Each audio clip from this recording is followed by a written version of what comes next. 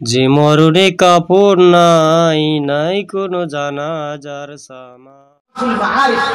ওই কিতাবের মধ্যে আছে, তিনি লিখছেন, হযরত মুজাহিদ রাহমাতুল্লাহ আলাইহি বলছেন, বিখ্যাত তাবিঈ মুফাসসির, তিনি বলছেন প্রত্যেকটা দিন যখন শুরু হয়, প্রতিটা রাত যখন শুরু হয়, এই রাতের শুরুতে, দিনের শুরুতে ওই দিন এবং রাত পৃথিবীবাসীকে ডাক দিয়ে বলে, হে জগৎবাসী, খোদার কসম আমি একবারের জন্যই পৃথিবীতে আসছি, আল্লাহর বান্দারা আমি আর আসবো না কোনোদিন, তোমরা আমারে কদর করো, নষ্ট করো, আমি আর আসবো না, আমি আর আসবো না।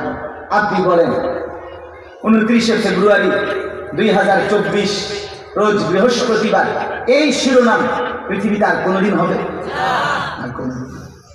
আগামী বৃহস্পতিবার আসবে, কিন্তু সেটা 29শে ফেব্রুয়ারি, আর 29শে ফেব্রুয়ারি আগামী বছর আসবে না। এটা আরো মারাত্মক, এটা তো আরো মারাত্মক। আচ্ছা ধরে নিলাম আগামী বছর আসবে, আমি 28শে ফেব্রুয়ারি ধরলাম, তো 28শে ফেব্রুয়ারি আগামী বছর হবে, কিন্তু সেটা কি 2024?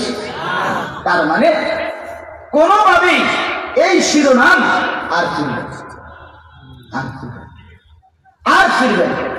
আপনাদের কাছে আমার বিনীত অনুরোধ, আমিও আপনিও উসিকুম ওয়া ইয়া, এই রাত গভীরে মূল বক্তব্য এটা বাবা, আমার বাপ, এটা যে আমরা প্রত্যেকে আমাদের এই হায়াত, চলমান এই জিন্দেগিটাকে কদর করি, কদর করি।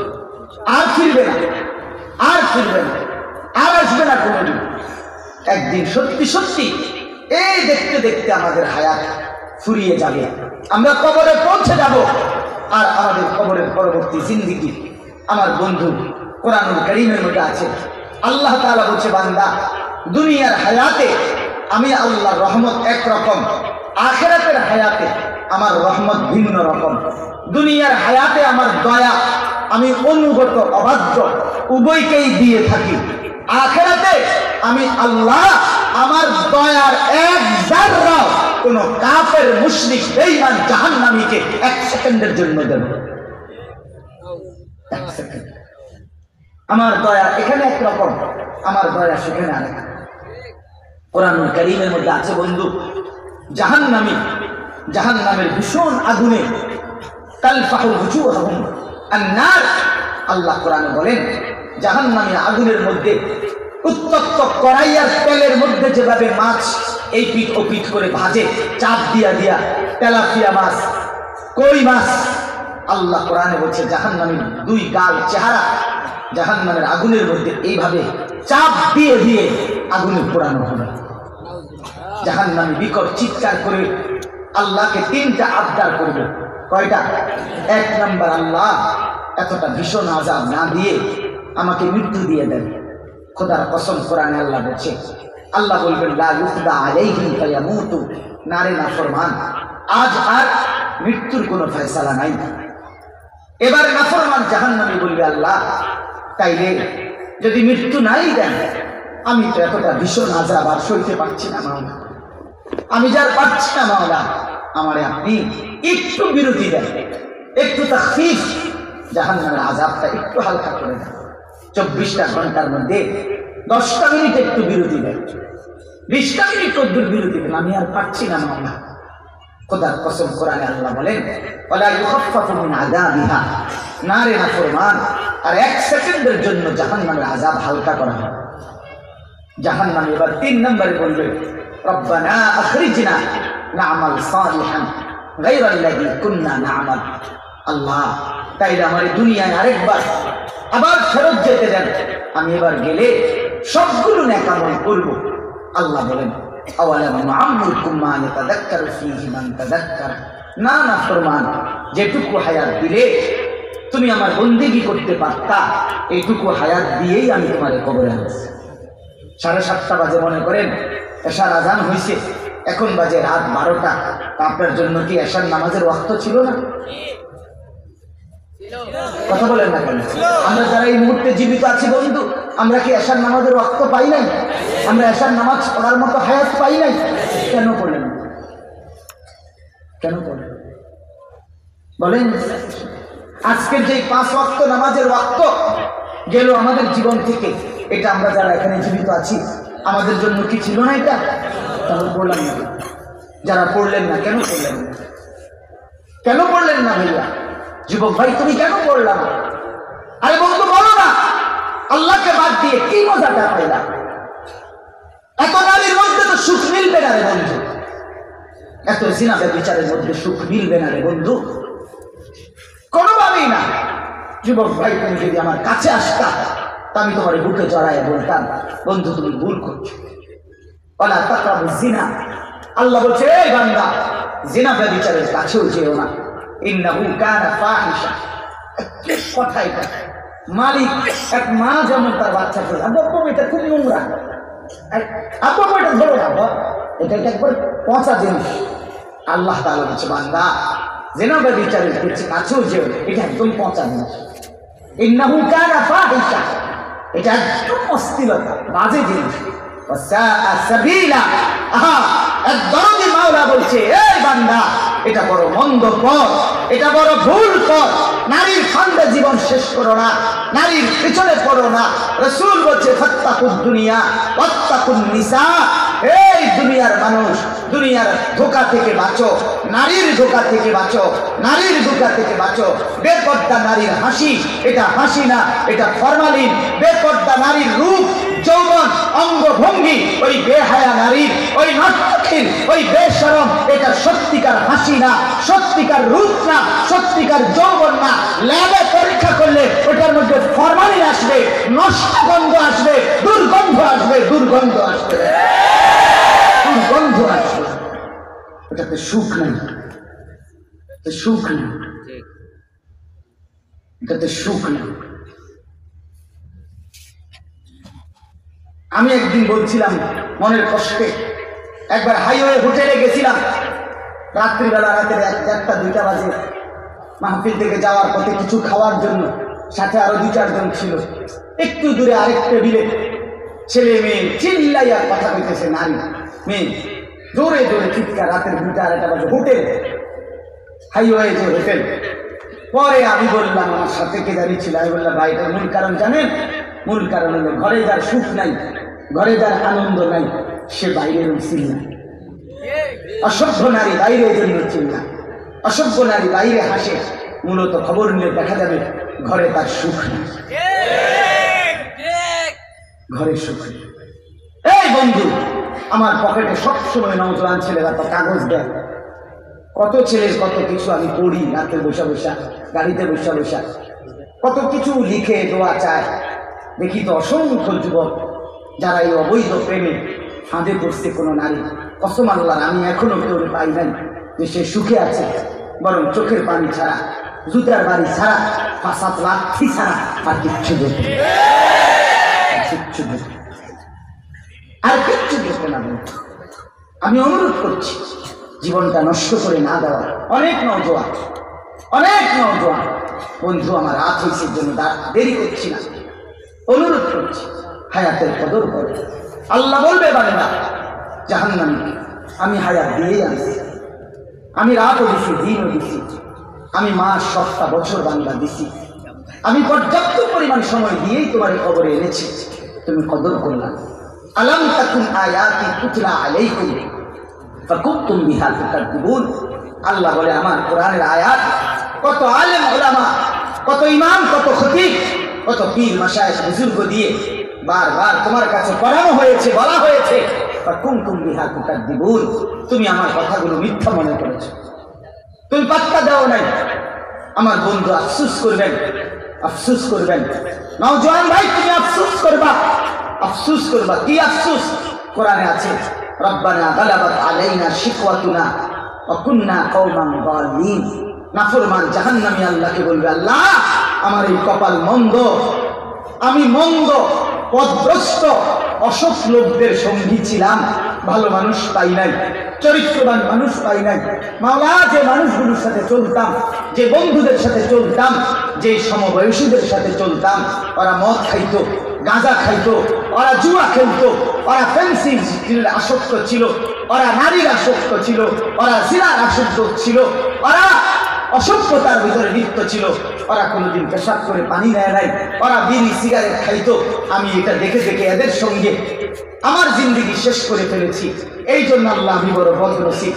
বন্ধু নওজোয়ান প্রত্যেকের কাছে অনুরোধ, খোদার কসম, রব্বে কাবার কসম, আমি যদি আর কোনোদিন বলতে নাও পারি বন্ধু, আমি একবারই বললাম ভাইয়া, এই অসৎ বন্ধুর জন্য তুমি আফসোস করবা, যে তোমার এই মোবাইলে উলঙ্গ ছবি দেখায়, যে তোমার বিকাল 3টায় বাইর হইছ, রাতের 11টা বাজে ঘরে ফিরছ, 8 ঘন্টা বন্ধুদের আড্ডা দিলা, কিন্তু বন্ধু নামের এই দুষ্করা একটাও তোমার আসর মাগরিব এশা এক ওয়াক্ত নামাজের কথা বললো না।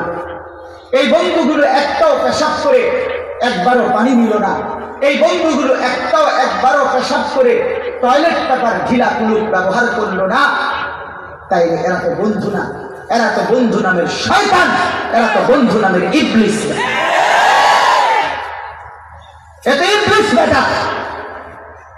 মদখোর তো বন্ধু হয় না, নেশাখোর তো বন্ধু হয় না, জুয়ারি তো বন্ধু হয় না। এ তো মানবতার দুশ্মন, তো ইনসানিয়তের দুশ্মন, এ তো সভ্য পৃথিবীর দুশ্মন। অতএব আমি অনুরোধ করছি, আমরা প্রত্যেকে আফসোস করতে হবে, আফসোস করতে হবে। এই হায়াত ফেরত চাইবে, এই জিন্দিগি ফেরত চাইবে। পেছনের দুনিয়া মনে পড়বে, হায়াতের এই জিন্দিগি মনে পড়বে, কিন্তু সেদিন আফসোস করে কোনো লাভ হবে। وجيء يومئذ بجهنم يومئذ يتذكر الإنسان وأنى له الذكرى। এই যে কোরআনের আয়াত, আল্লাহ বলে হাসরের ময়দানে জাহান্নামকে আনা হবে। মানুষগুলো যখন জাহান্নামের দিকে তাকাবে, তাদের দুনিয়ার কথা মনে পড়বে। আল্লাহ বলেন, কিন্তু মনে পড়ে কি লাভ? বলেন কি লাভ? কোনো লাভ হবে? আল্লাহ কোরআনে বলেন, নাফরমান বলবে, আফসোস করবে, ইয়া লাইতানি কদ্দামতু লিহায়াতি, হায় যদি দুনিয়ার জীবন থাকতে কিছু আমল আখিরাতের জন্য পাঠাইতাম। কিন্তু সেই আফসোসের কোনো লাভ হবে? এখন আসেন শেষ প্রসঙ্গটা। এই শেষ কথাটা হইল, এতগুলো কথা বলে আমি এটাই বুঝাইতে চাই, গুনার মধ্যে সুখ নাই, নাফরমানির মধ্যে সুখ নাই, মদ জুয়া সুদ ঘুষ জিনা ব্যভিচার বেহায়া নারী বেপর্দা নারী, তার মধ্যে সুখ নাই, সুখ নাই। কোনো বেপর্দা নারী সুখে নাই। আপনি দেখেন, কোনো বেহায়া নারী সুখে নাই। বছরের শুরুতে সবচেয়ে সুন্দরী নর্তকী বছরের শুরুতে একজনকে গ্রহণ করে, বছর শেষ হইতে হইতে আবার ফেসবুকে স্ট্যাটাস দিয়ে বলে দিলাম ছিলেন, সঙ্গের গুড্ডি উড়ায় আর কাটে, নিজের গুড্ডি নিজেই উড়ায়, আবার নিজে খাইতে পারে। তামসা, সুখ নাই, ঢুকরে ঢুকরে কাঁদে, ঢুকরে ঢুকরে। হ্যাঁ, কোটি টাকার মধ্যে সুখ নাই বন্ধু, অজস্র সম্পদের মধ্যে সুখ নাই। কলিজার সুখ হলো বড় সুখ। বাজারে খাট পালন কিনতে পাওয়া যায়, 2 চোখের ঘুম বাজারে পাওয়া যায়, হাজারো প্রসাদনী বাজারে পাওয়া যায়, হৃদয়ের প্রশান্তি বাজারে পাওয়া যায়। আমি এমন কোটি কোটি টাকার মালিক দেখছি, সবার জন্য আমি বলি না, আমি যারে দেখছি শুধু তার কথা বলি। কোটি কোটি টাকার মালিক, প্রাইভেট মেডিকেল কলেজের পূর্ণাঙ্গ মালিক, মেডিকেল হসপিটাল সহ কলেজ সহ মালিক, কোটি কোটি টাকার মালিক। বউ এক জায়গায়, ফুত আর এক জায়গায়, তারপর নিজের বাড়িতে বিশাল বড় আলিশান বাড়ি, প্রতিদিন রাত্রে 12টা-1টার পরে তারপরে একলা একলা, কেউ নাই, কোটি কোটি টাকার মালিক। ছাদের উপরে বসে বসে গান গায়, গিটার একটা বাজায়, আর বসে বসে সিগারেট একটার পর একটা খায় আর গান। গানও তো গান, কোনো জাত ফাতের কোনো গান নেই, কোনো সুর তাল বলতে কিচ্ছু নেই, হায়দ্রাবাদ নেই, কোনো ব্লকের গান নেই,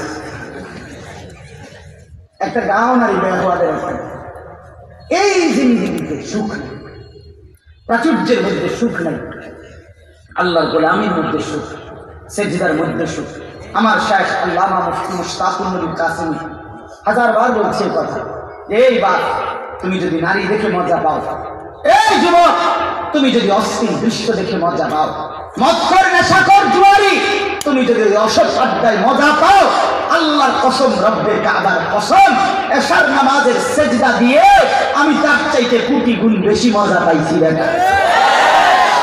আমরা ফজরের সিজদা দিয়ে মজা পাই, আমরা মালিকের গোলামি করে মজাই পাই।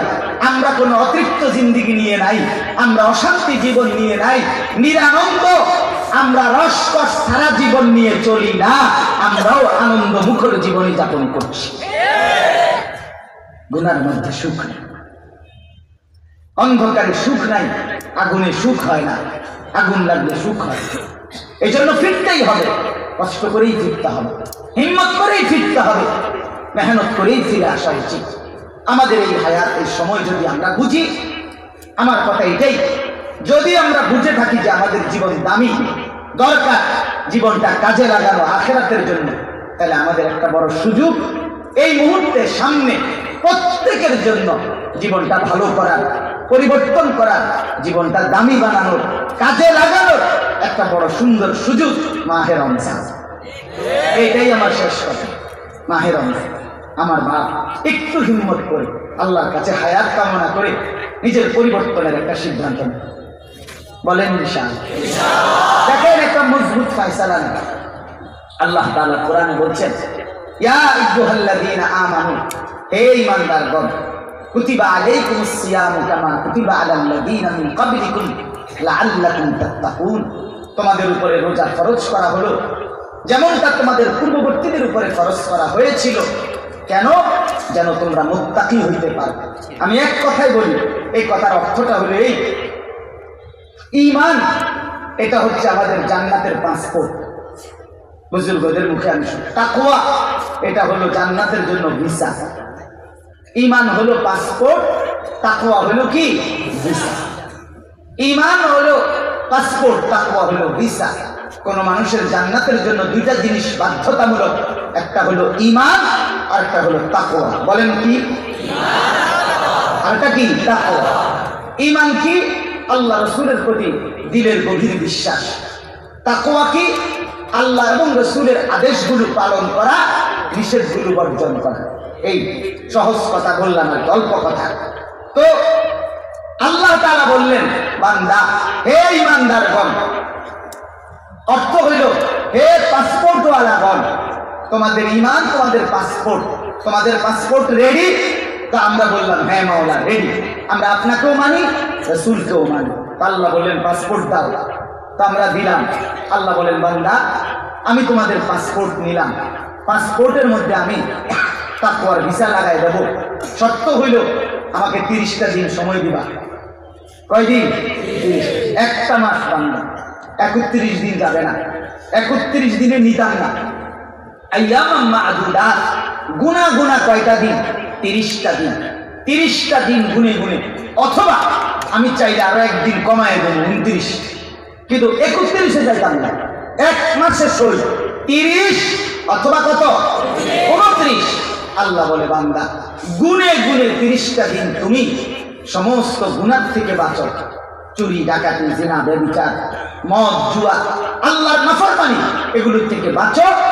5 ওয়াক্ত নামাজ, রাত্রিবেলা 20 রাকাত পূর্ণ তারাবি, তাহাজ্জুদ এবং কোরআনুল কারীমের তেলাওয়াত, ইফতার, সাহরি, জিকির, দোয়া, কান্নাকাটির মধ্যে একটা মাস ইবাদতের মধ্যে ডুবে থাকো, গুনাহগুলো বর্জন করো। আল্লাহ বলে, বান্দা, আমি ওয়াদা দিচ্ছি, 1 মাসের মাথা তোমার ঈমানের পাসপোর্টে আমি তাকওয়ার ভিসা লাগায়া জান্নাতের বিমানে উঠাই।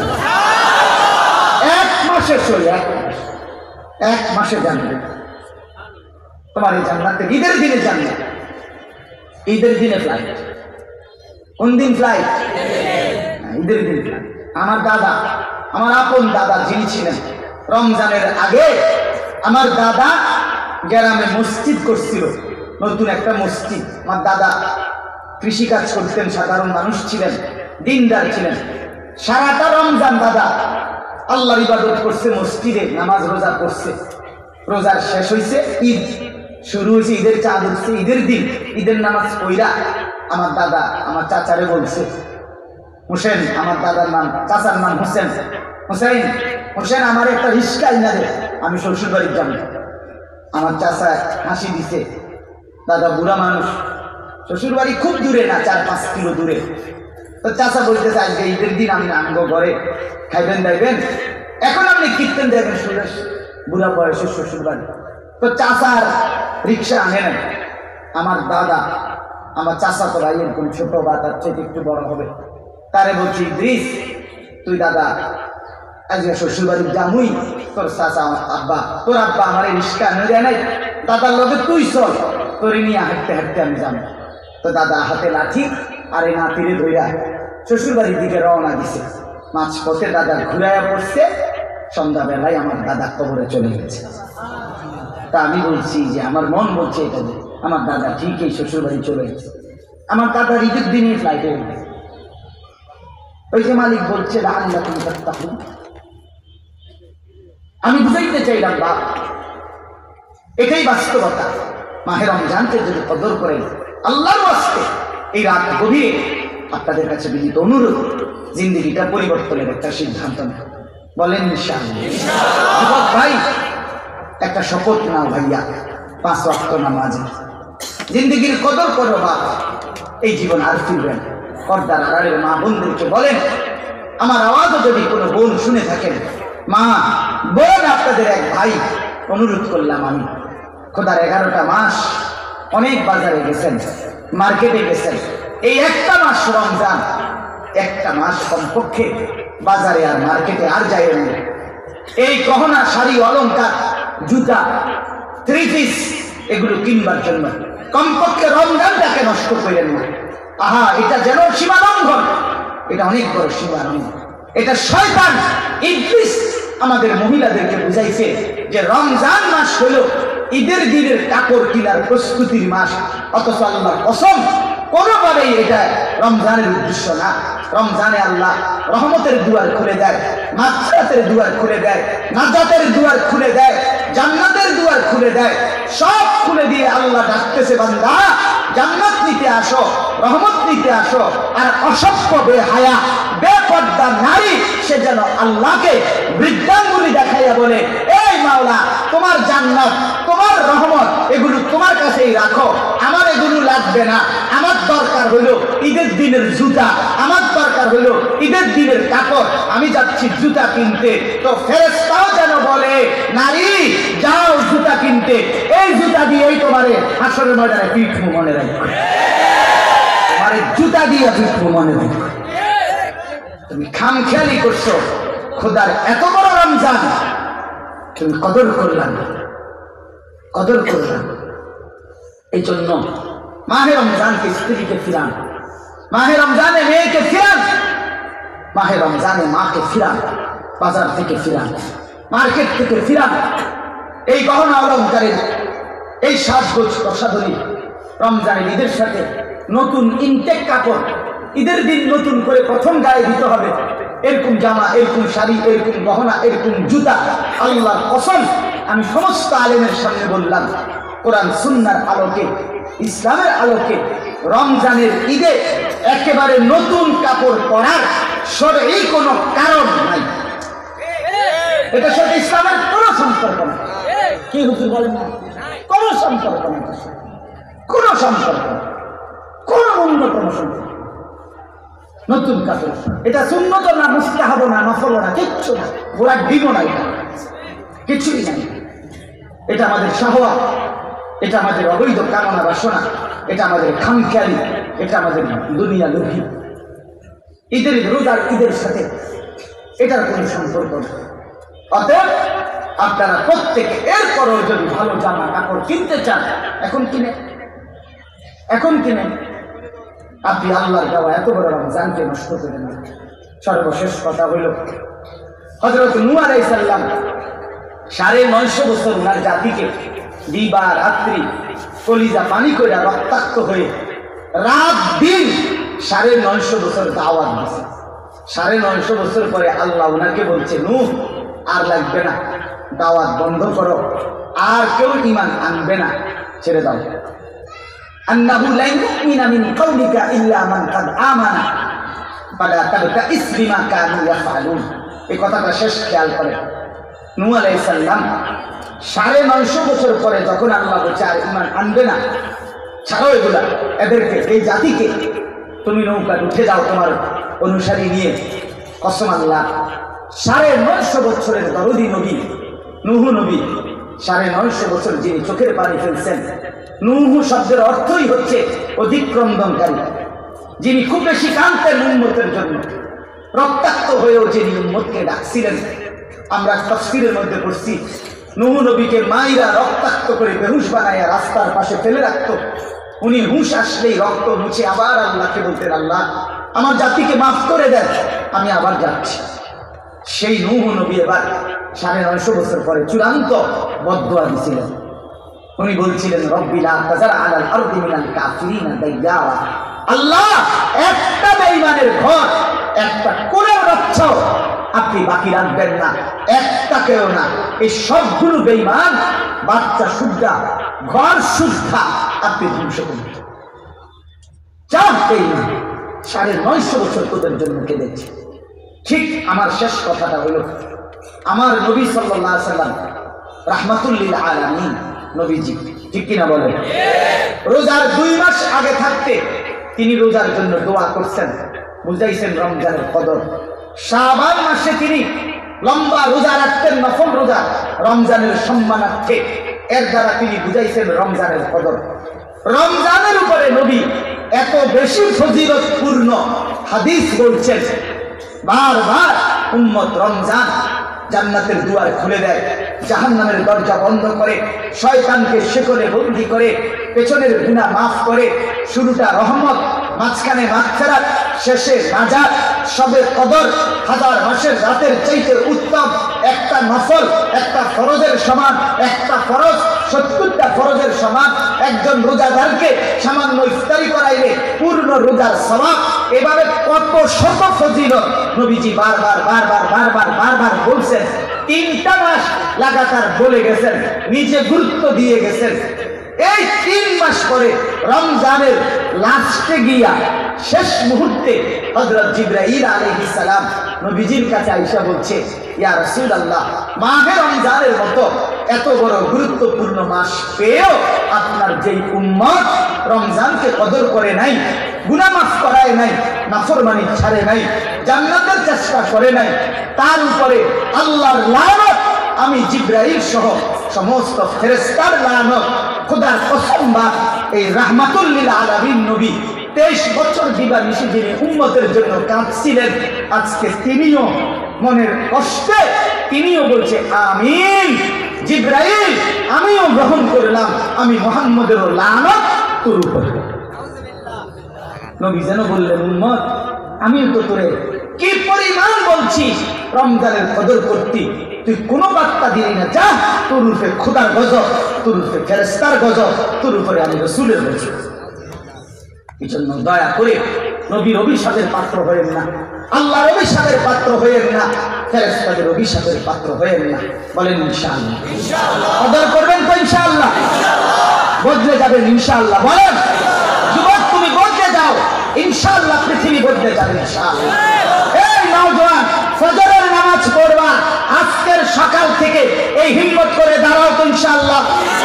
নওজোয়ান দাঁড়াও ইনশাআল্লাহ, ইনশাআল্লাহ দাঁড়াও ইনশাআল্লাহ, জোরসে বলো পড়বো ইনশাআল্লাহ। কোন নামাজ? কোন নামাজ?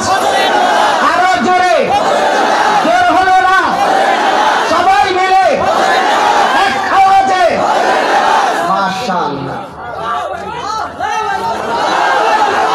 এটার একটা উদ্দেশ্য আছে, শেষ কথাটা একটা উদ্দেশ্য আছে। ফজরের নামাজে লেগে খাড় করাইলাম না, কোরআন সুন্নাহর বক্তব্য দ্বারা, উম্মতের বুজুর্গ উলামায়ে কেরামের দ্বারা, বয়ান দ্বারা আলহামদুলিল্লাহ আমি এতটুকু বুঝছি। এই যুবক ভাই শোনো ভাইয়া, এটা আমি বুঝছি, এতটুকু কোরআন সুন্নাহর আলোকে ফজরের নামাজের সেজদা যার কপালে জুটবে, নিয়মিত ফজর করবে, আল্লাহর কসম ইনশাআল্লাহ ইমাম মাহদীর পক্ষে সে লড়বে ইনশাআল্লাহ। দাজ্জালের বিরুদ্ধে লড়বে, আগামী দিনে ঈমানের জন্য, ইসলামের জন্য জান বাজি রেখে মুজাহিদের মতো লড়াই করবে তারা ফজরের সেজদা কপালে ইনশাআল্লাহ। ফজরের নামাজ ছাড়া পারতা না, হিম্মত আসবে না। ও আপনি সাইডটা স্লোগান মারন, ইসলামের শত্রুরা হুঁশিয়ার সাবধান। আর হামাস মুজাহিদরা আজকে 6 মাস